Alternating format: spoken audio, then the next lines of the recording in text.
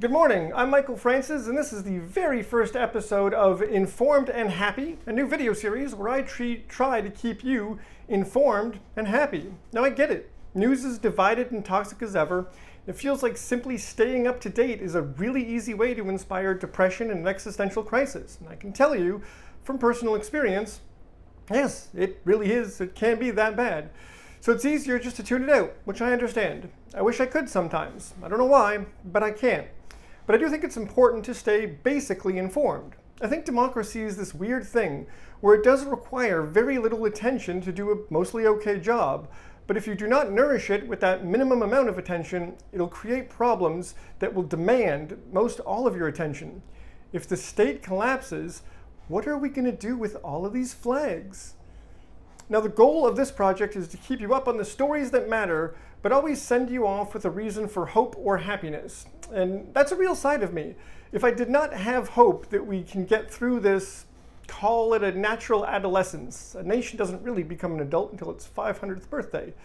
But if I didn't think there was hope to get through this, I wouldn't be here. Something within me still believes that we can build a culture that everyone is proud of. Now, an aside, I demand perfection out of myself in only one thing, being truthful. I will not be perfect, but when I speak incorrectly, I want it brought to my attention, and I will correct it every time. If there's not trust here, there's not much else that matters. I certainly have my own biases, and I admit that, but I want you to know that I will do everything in my power to speak accurately and be willing to admit it when I miss the mark. Truly.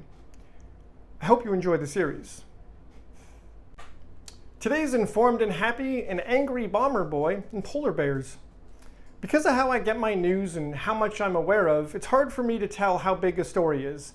But this one, I feel like, hardly made it to the mainstream.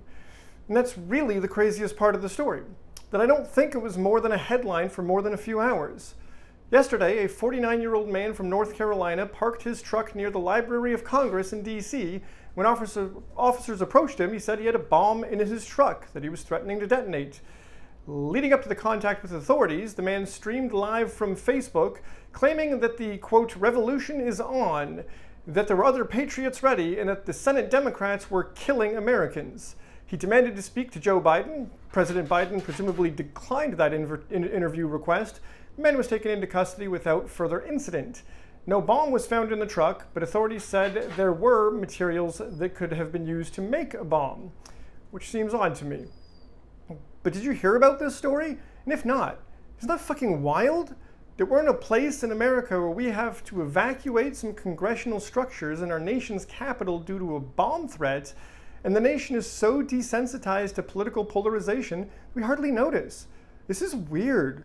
Look, it's cool if you hate the government. I'm not a huge fan myself, but you can't reasonably hate it that much. While I agree there's a terrible amount of corruption and dysfunction, are we really at the car bomb stage of unstable states? There are some dudes I truly detest in DC to the core of my being, and while our democracy may be fringing into the deeply flawed range, it's still democracy. It's still better than murdering opposition parties. Right, guys? Right? The problem with misinformation, when it goes unchecked, or worse, promoted by those in power, it spreads as legitimate. There's no good evidence that Biden was not the winner of a fair election. Our election was secure. It was scrutinized heavily by many Republicans. Truth matters so much. Allow for dissenting opinions. It has to be founded in reality. We have to unite to reject misinformation. And your daily happy, these won't all be political, but this one is because it makes me happy. A federal judge has thrown out the previous administration's approvals for a massive oil project in Alaska, citing that not enough was done to examine the risk to the environment and polar bears. That's great. We only have one planet, and looking into the depths of space, things like pleasant atmospheres and life are incredibly rare and special, and I think we owe it to ourselves to take care of this place and the polar bears.